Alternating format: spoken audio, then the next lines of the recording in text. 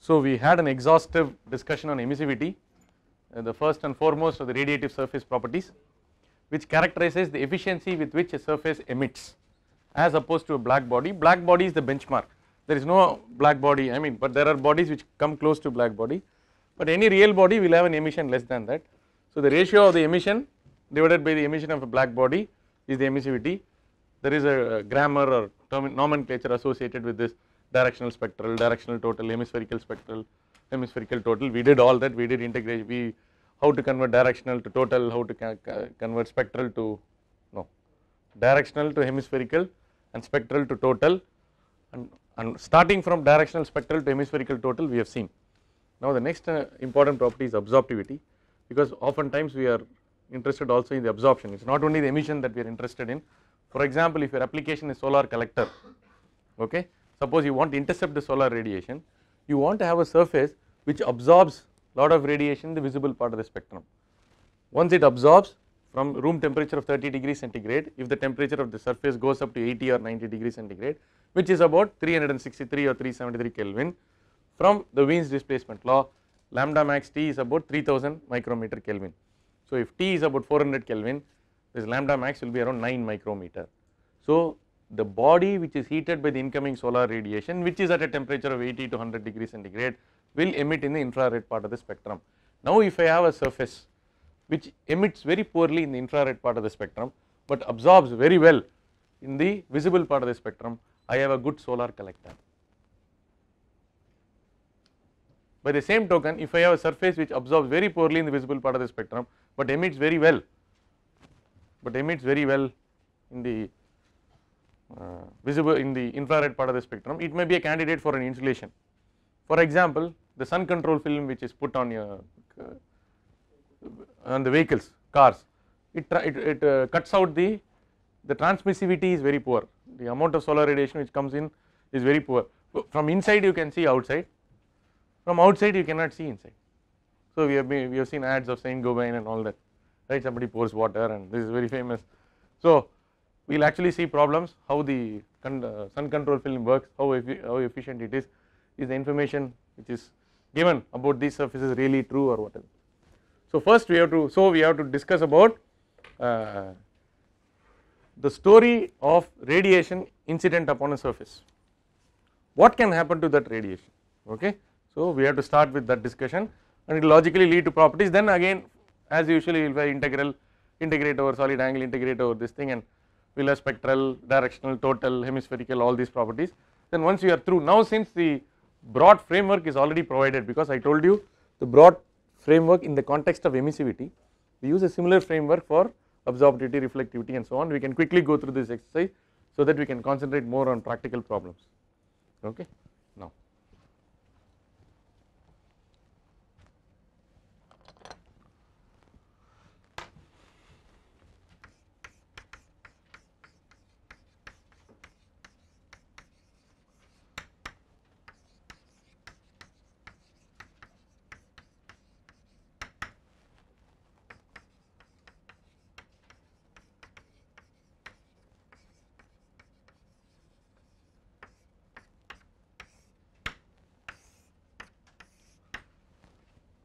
we have to look at apportioning of radiation incident on a surface.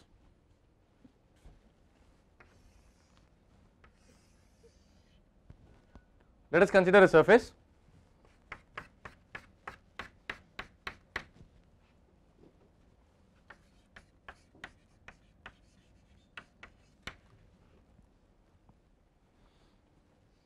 Radiation is incident of the surface.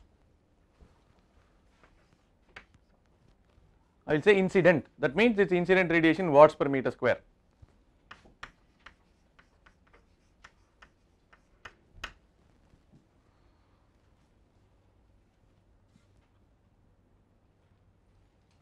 Is the configuration clear?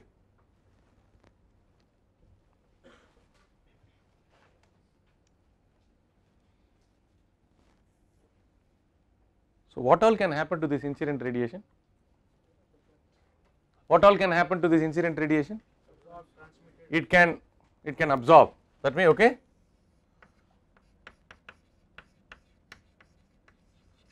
we will track the story later. If it's absorbed, its internal energy will increase, its temperature will increase, then how its temperature is maintained constant, then I will send a coolant and all that. That is not the story now. It can absorb, okay. That is not the only thing it can do. Can reflect. Or if it is a glass or a transparent or a semi-transparent medium, it will allow something to go through.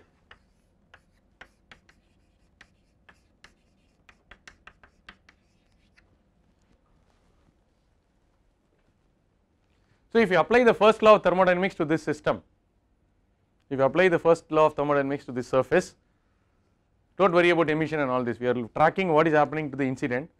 Then from the first law of thermodynamics, mathematically we can state that incident radiation must be equal to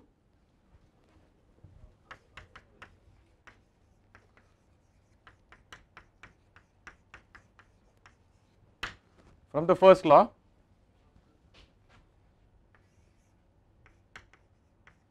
Q incident equal to Q absorb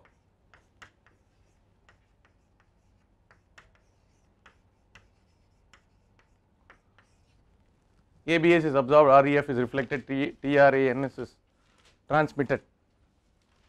Okay. So dividing by Q, I can divide by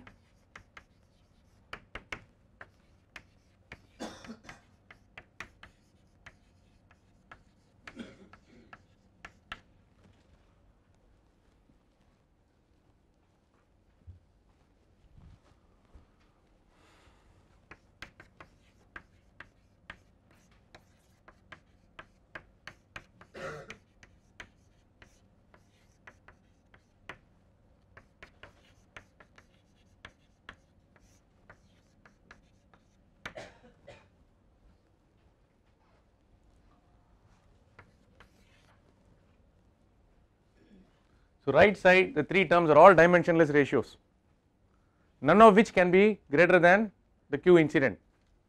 The sum of all these can be 1, individually nothing can be more than 1. So they are also some measure, they are also measures of the efficiency with which the surface absorbs, the efficiency with which it reflects, the efficiency with which it transmits. Okay. So Q absorbed by Q incident is called the absorptivity, it's called alpha. Q reflected is called the reflectivity rho, this is called the transmissivity tau. Okay. So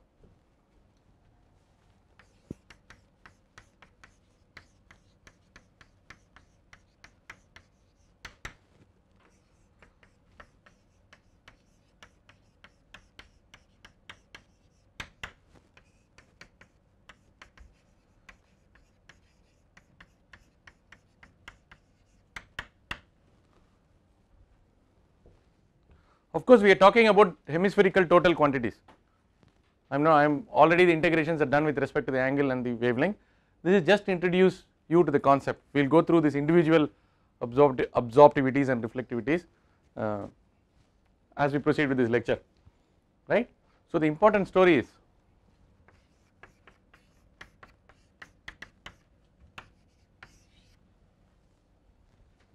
alpha plus rho plus tau equal to 1.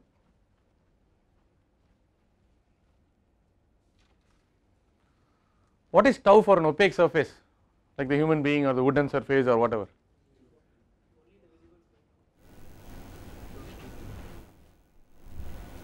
Transmissivity of an opaque surface is NDT, so you will say something. Huh? I thought visibly opaque. No, true. Yeah, that's it. Huh? Wow, what is the problem with K now? No, sir, it's Visibly opaque, if it's throughout it's opaque, man, full part of the spectrum. Okay, fine. Okay. So for an opaque surface,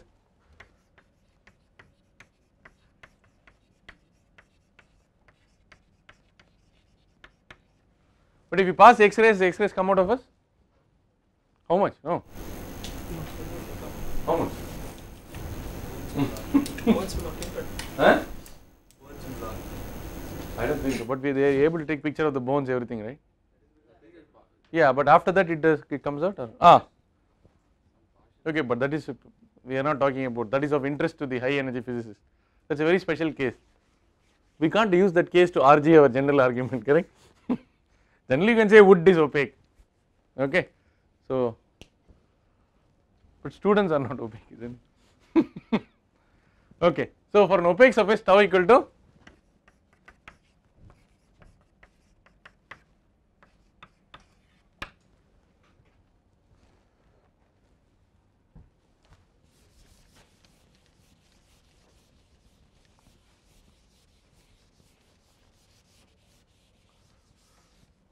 therefore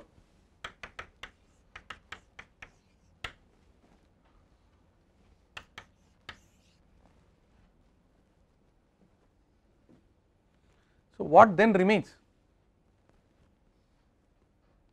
What is the logic behind all this? Okay, we did some energy balance, we introduced some quantities, all that is fine, but now I have 4 animals to deal with: emissivity, reflectivity, absorptivity and transmissivity. I killed one of them when I said it is opaque surface, I made him 0 tau. Now I have 3, but now I am trying to see if further simplifications are possible. Now suppose emissivity is known, I am able to write alpha in terms of rho. Now what then remains?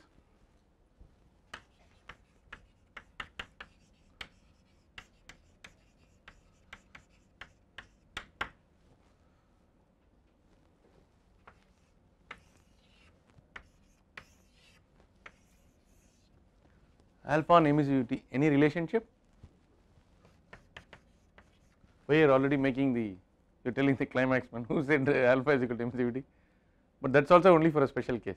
Any relationship?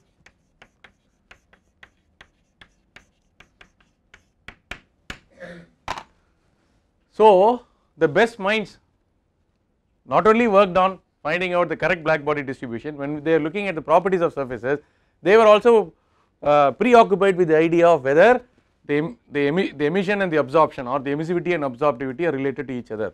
Why? It is for convenience. Suppose I am able to establish a relationship between alpha and emissivity, then if I measure emissivity, then if I know there is a relationship, right now we do not say that it is equal or not equal, whatever. Suppose from emissivity if I am able to get the alpha, from alpha I can get the rho, and for the opaque surface I know tau is knocked off. Therefore with just the knowledge of emissivity I have all the properties required for carrying out my radiative transfer analysis. Of course other things are there, that is what is the geometric orientation between the surfaces, how to put it, set it up as a system of equations, and solution of equation, that comes later. But fundamentally 2 important hurdles have to be crossed. First is the fundamental radiation laws, which you have already seen, the Planck's distribution for the spectral and Stefan Boltzmann's law for the integrated. We have crossed that. Now we are going through the second most important hurdle, which is the properties. Once you characterize the surface, you also know the black body behavior, then the geometric orientation, how each surface looks at the other surface. If you are able to figure out that, then it is just a system of equations and you solve. Is that okay? Now why do you think there should be a relationship between this and this?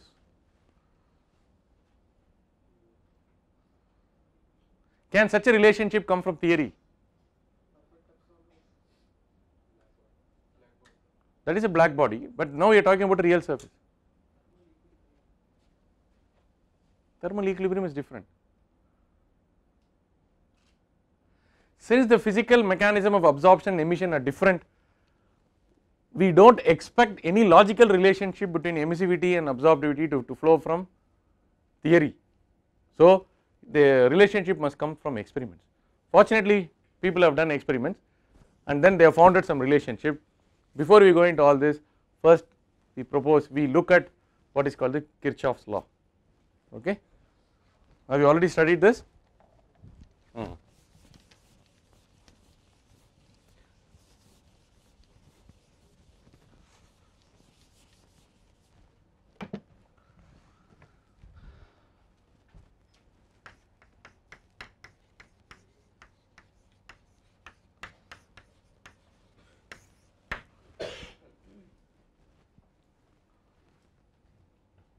So consider an enclosure.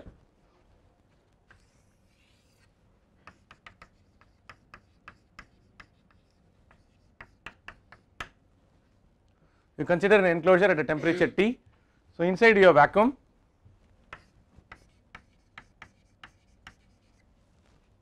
Now you have a body. Now you have a body initially at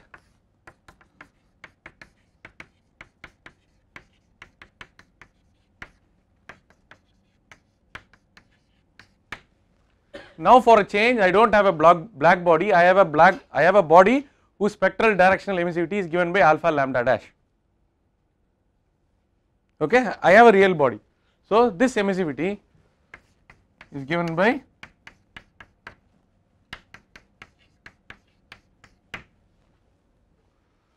what does the second law of thermodynamics tell you? If Tw is different from T infinity and Tw is greater than T infinity, what will happen is, because there is vacuum, there is no conduction and there is no convection, there is only radiation which will take place. Eventually this body will also reach a temperature, this body will also reach a temperature of T. Is it okay? Now what is the story? Okay, there is a body which has emissivity epsilon lambda dash, it is in an enclosure. Now the story is, I put some filters.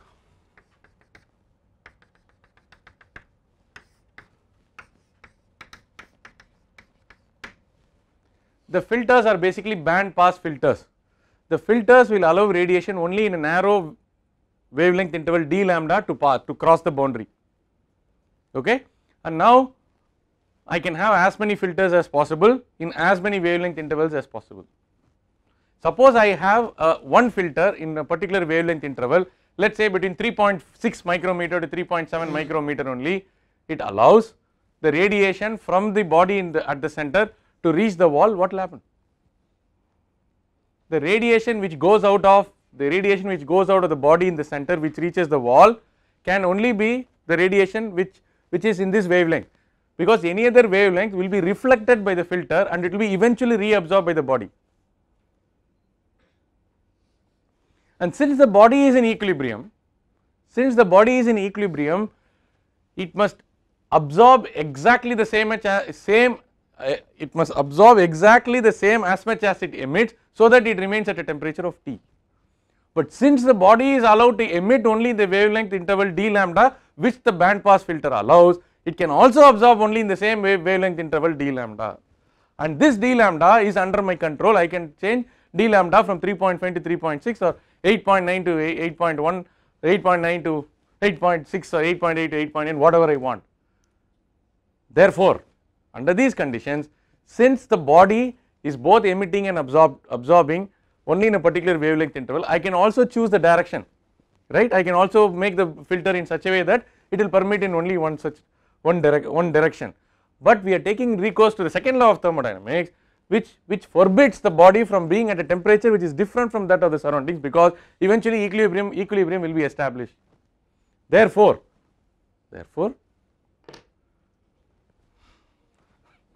what happens? Epsilon lambda dash, okay, let us say, okay,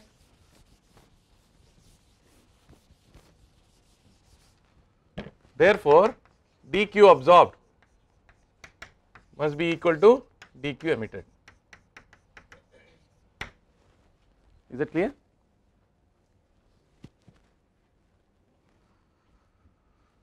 dq absorbed equal to dq emitted. Now there is a small problem in the sequence of the story. Right side you can evaluate epsilon lambda dash I b lambda cos theta d theta sin theta d theta d phi d lambda, all that you can. But dq absorbed, in order to do dq absorbed, we now need to define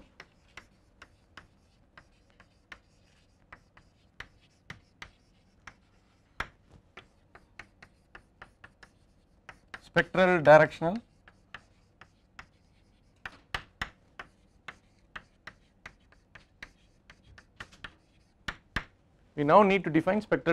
absorptivity.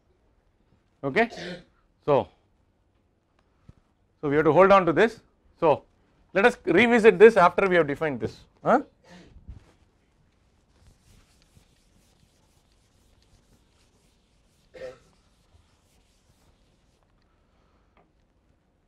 So how do you define spectral directional absorptivity? Can you tell me? From dq absorbed,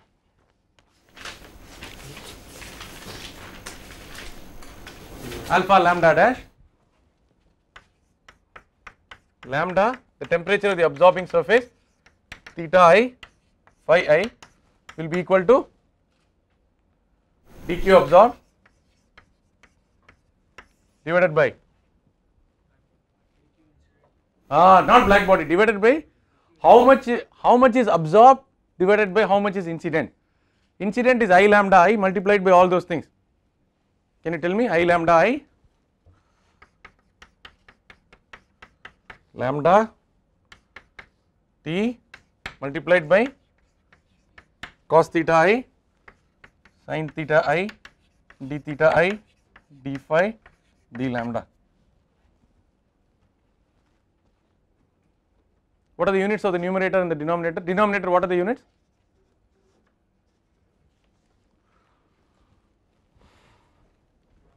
Watts per meter square per micrometer, watts per meter square per micrometer per steradian.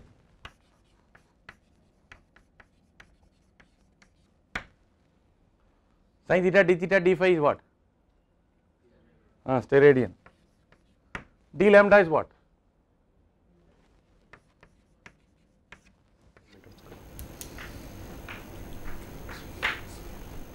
If you want,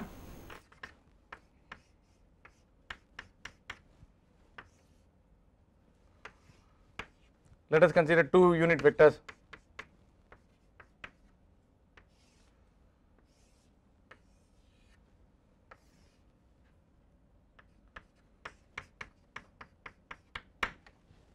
Okay, so this is theta I. Yeah, please look at the board.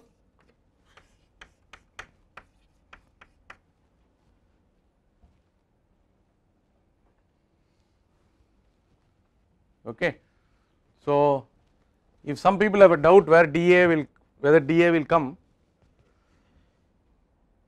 this can be made as dq absorbed, or shall we put dA here?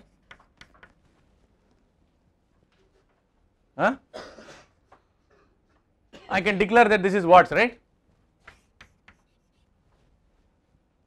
See, this is all what we create for us to understand. Finally, we should not die because some units are not, we can adjust all this, okay? Are you getting the point?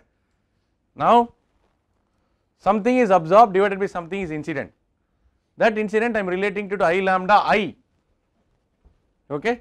So, this I lambda T may also be, if you want you can also put it as I lambda T theta I phi I, because it may not be incident from a black body. Let us not see this definition itself, we can spend half an hour, 1 hour on what are the things for, I mean what are the terms which should be contained within this brackets, correct? I lambda T, why should the incident radiation not be a function of theta I phi I? When will that happen? If it is incident from a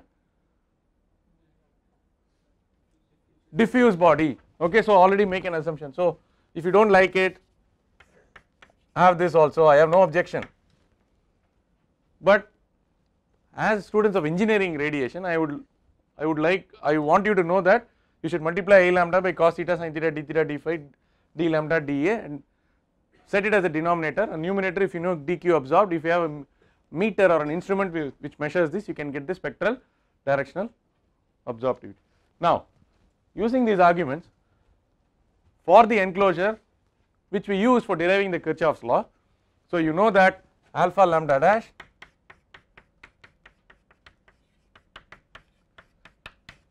let us ditch the dA into I lambda correct, I lambda theta cos theta I will put d omega I, d lambda is equal to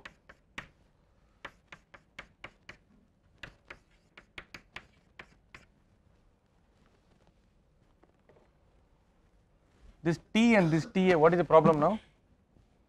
When you apply it to, be very careful about for this. The surroundings of the enclosure and the body all are at, what is the temperature? T. So So I should not use T, right? Okay. T. If you don't like d omega I, you are welcome to put sin theta I, d theta I, d phi. I have no problem, right?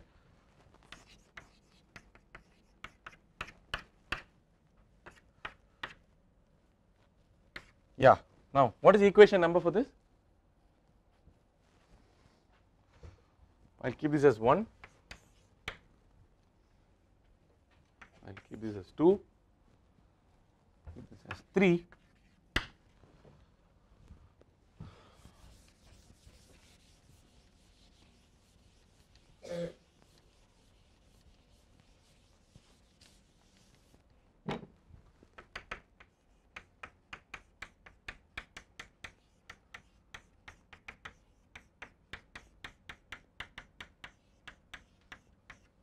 It is true regardless of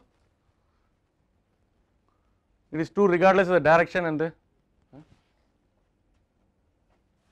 yeah, any problem?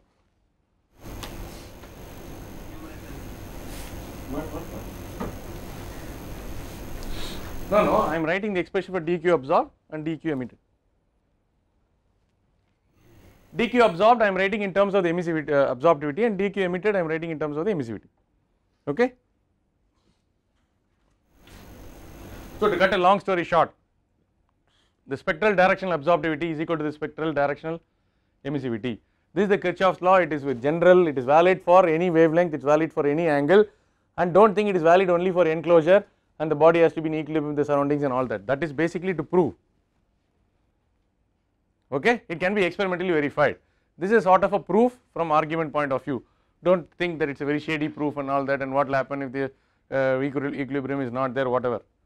I use these arguments to prove this. So this is called the Kirchhoff's law.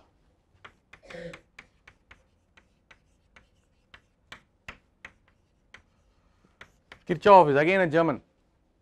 Okay, Kirche means, anybody went to Germany here? Intern. What is Kirche? Kirche means church. Kirche means church. So it's off the church. I don't know whether it's too off from the church or okay. Kirche means church. Okay, so always true.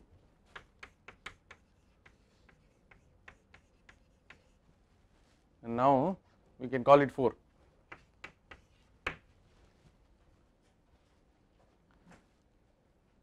Fine. For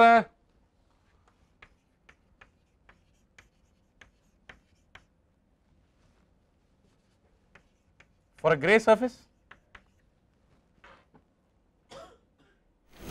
what is the story for a gray surface? Epsilon lambda dash and alpha lambda dash are not functions of lambda, right?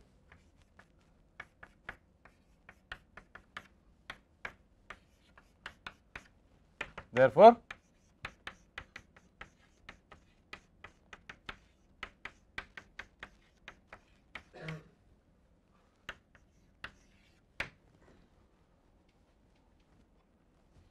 for a diffuse surface,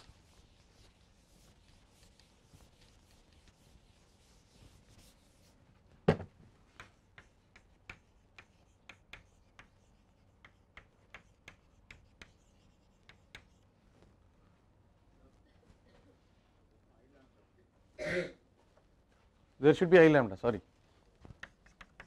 That is what Deepak was trying to tell me, or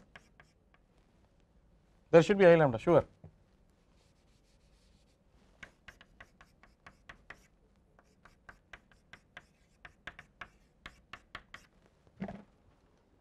Okay. Now, for a diffuse surface,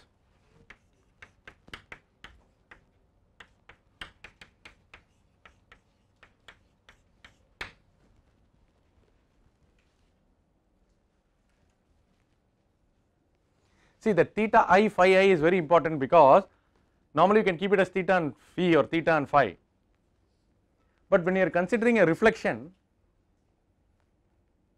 here you are considering only absorption. When you are considering reflection, there is a theta I phi I and a theta R phi R, correct? it can receive the radiation from incident can be on one direction and the reflection can be in all directions, it can be diffuse, or it can be specular, that means it is entering in one direction, it is going in one direction only. That is why absorptivity we use I with respect to theta I, phi I, but reflectivity will have theta r, phi r, it will complicate. Reflectivity is one of the most complicated things. Reflect, and it is the most fundamental property. Okay, so I will tell you what are the complications associated with reflectivity in tomorrow's class or next week's class. Now, for the diffuse surface, the epsilon lambda dash is not a function of theta phi, therefore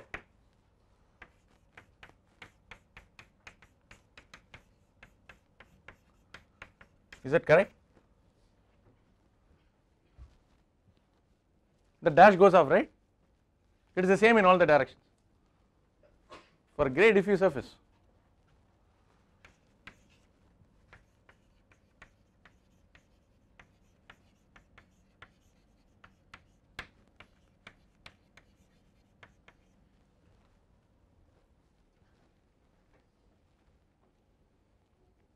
For a gray diffuse surface,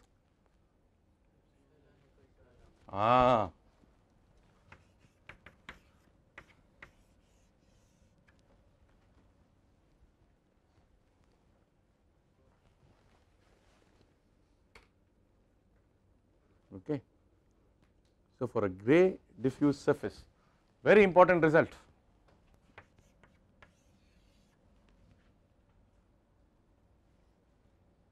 For a gray diffuse surface, the emissivity is equal to the absorptivity. This is also equal to the hemispherical total emissivity and the hemispherical total absorptivity, because it really does not matter. Okay. The other important thing is equation 7 is not the Kirchhoff's law.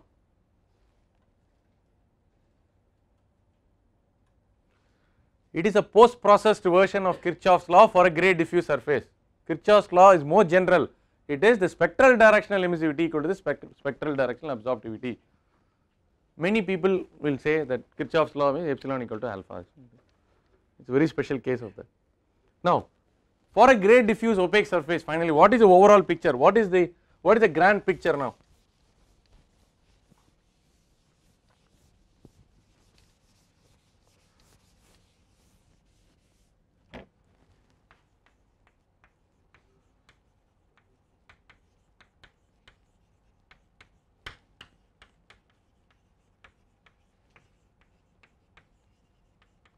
This is a very common engineering assumption. Suppose I want to find out the radiative heat transfer between the walls of this classroom.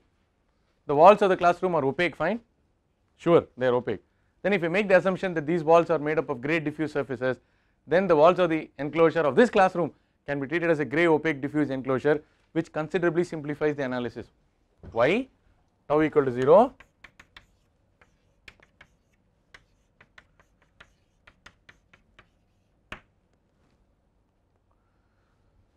So from handbooks or data books or from experiments, or somebody tells you what the emissivity of the surfaces are, you can calculate the absorptivity, you can calculate the reflectivity, you can proceed with the detailed radiative heat transfer calculations.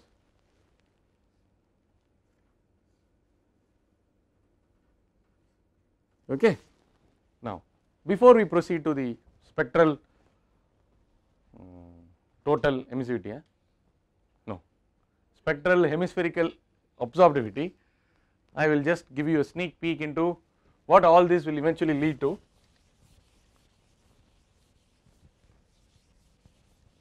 Because we should be able to relate to the final goal. The final goal of all this is that you should be in a position to calculate the net radiation heat transfer from any surface.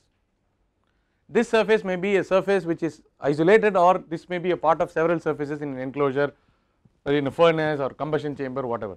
Now, what is the net radiation heat transfer at a surface?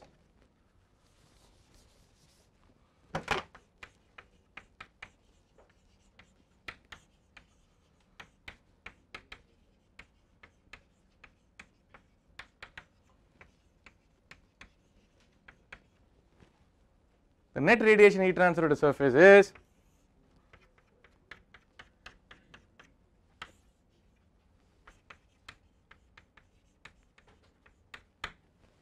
incident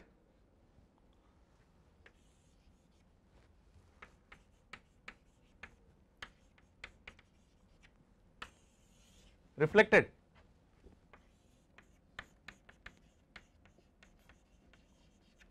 Absorbed. I am talking about at an opaque surface. Now, there is also an emission consequent upon the surface of the temperature being at a temperature greater than 0 Kelvin. So, the net radiation heat transfer at the surface is what is going out minus what is coming in. What is going out has got two components, the reflected component and the emission component. What is coming in is the incident.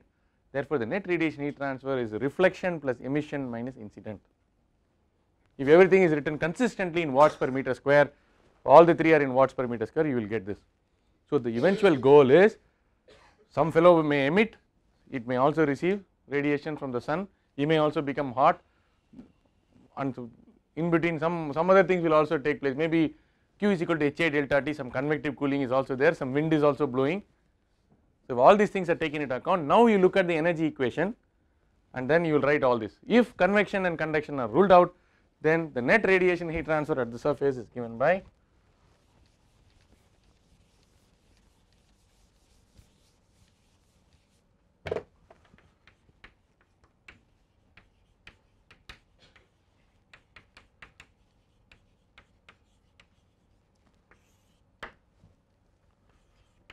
Q net or Q equal to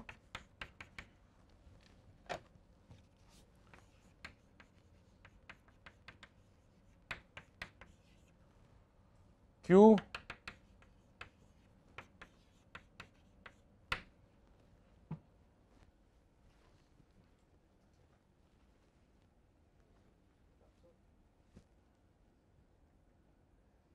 it is taken care, no? What is going out minus what is coming in? Huh? Q net is equal to what is absorbed. Oh. That is a net radiation heat transfer at the surface. This much has to be removed, otherwise the temperature of the surface will increase. If you do not want to, so what will happen is, if you for a solar collector you have an energy balance like this, then you send your cold fluid and heat it up, and that is how you get the solar water heater. Okay? So, you may have, why? That I do not know, Q net is positive or that depends on the situation. Okay? If the incident is too much and emitted is less, that is what you want, right? Then Q net will be minus. If Q net is minus or plus depending on your sign convention, accordingly the body will get heated or will get cooled. Okay. Now, because we have already done the Kirchhoff's law,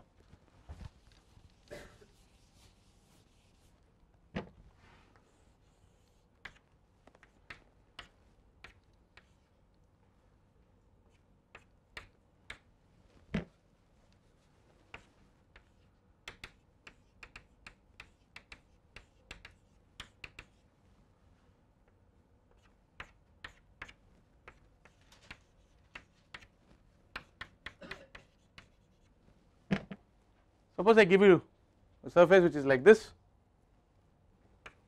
epsilon lambda.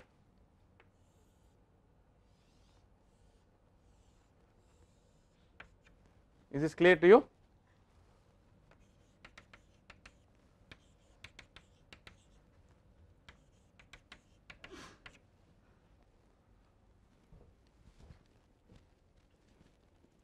It's a very small problem.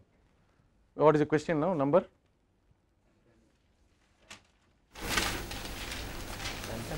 Problem number 10.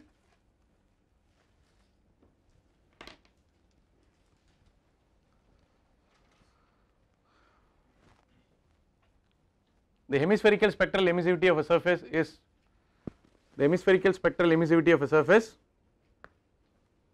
The hemispherical spectral emissivity of the surface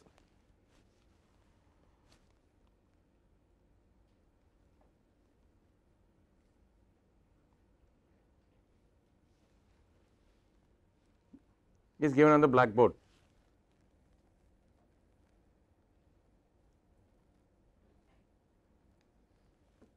Draw the corresponding distributions. Draw the corresponding distributions for hemispherical spectral absorptivity and hemispherical spectral reflectivity. Draw the corresponding distributions for hemispherical spectral absorptivity and hemispherical spectral diffusivity. No math, okay, because I have not defined all these values for you, all these quantities. Okay, alpha lambda and rho lambda, that is what I want. I want the distribution for, can you tell me? Take 2 minutes. Yeah, now you have to go back to the definition of, you have to go to the Kirchhoff's law. I have removed the diffuse and all that because I told you it is hemispherical already. Huh? You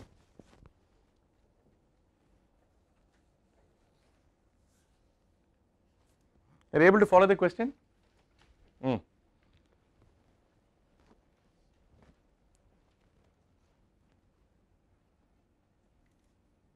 So, what is the distribution for alpha lambda? Huh? Very good, same as this, okay.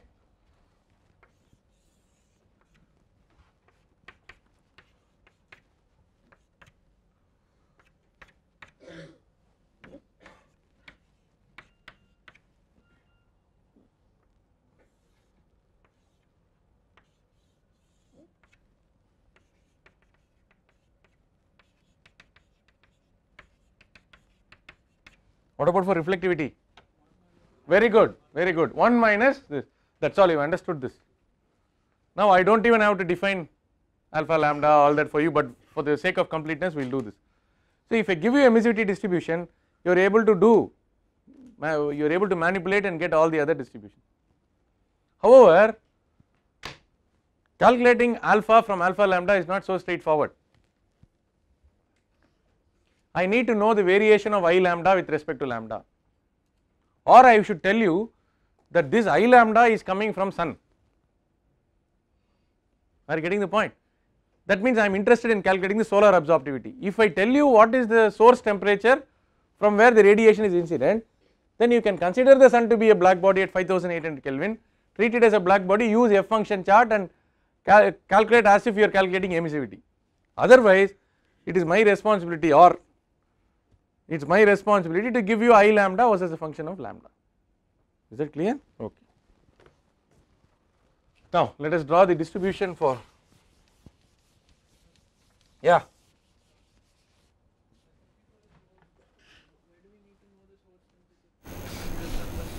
No. If I know the source temperature, I do not need additional information. If I know the source is from a black body, I do not have to tell how I lambda varies with lambda because I know black body variation. If you do not give me information about whether that is a black body or grey body or whatever, then you give me I lambda versus function of lambda, you draw the graph and give me, then we can calculate. Are you getting the point? Okay. Now,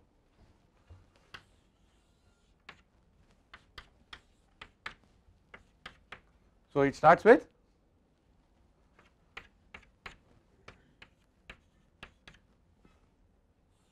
point 0.8 up to 2, then 0.2 up to 3, then 6.6.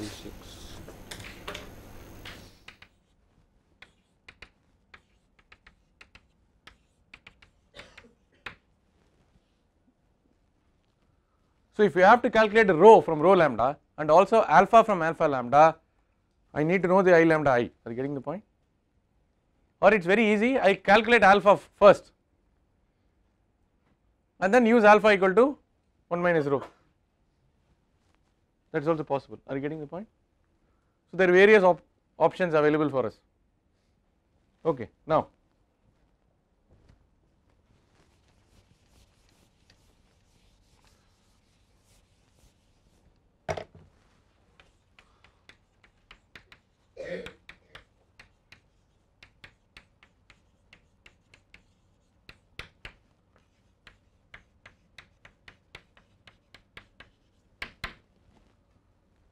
spectral hemispherical absorptivity.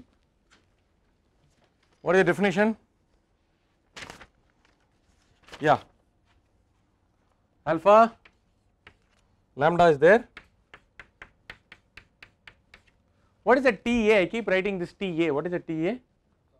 Temperature of the absorbing surface.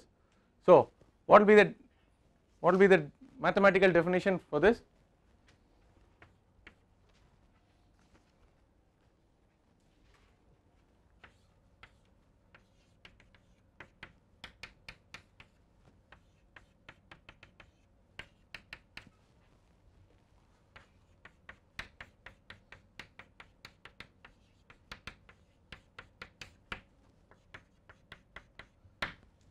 I lambda I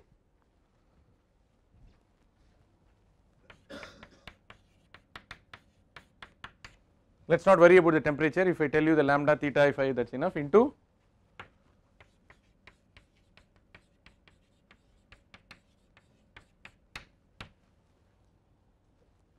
sin theta I d phi d theta I, that is it, right? Divided by, yeah.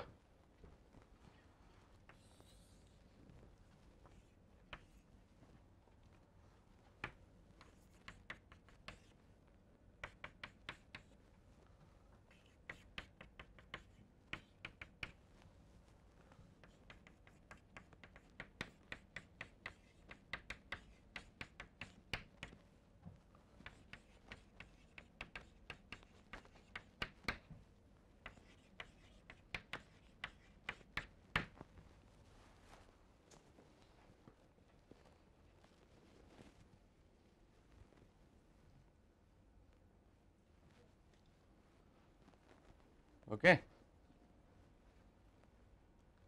So if I give you the distribution or the functional relationship between alpha lambda dash as a function of this theta, and I also give you information on I lambda I, it is possible for me to multiply alpha lambda dash by I lambda I and integrate it over the complete hemisphere and get the numerator, integrate just the I lambda I over the hemisphere and get the denominator, and the ratio of these two will give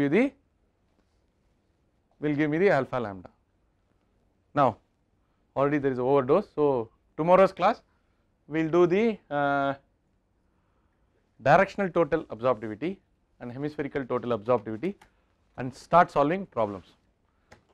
Fortunately I do not give you problems where all these are given, you have to integrate and all this. Maybe we do problems like this where the directional effects are already taken into account. I say already it is hemispherical, and okay, but the basic idea behind giving you fundamental definitions is, if you encounter a directional nature of the distribution, it should be possible for you to handle, correct? Okay.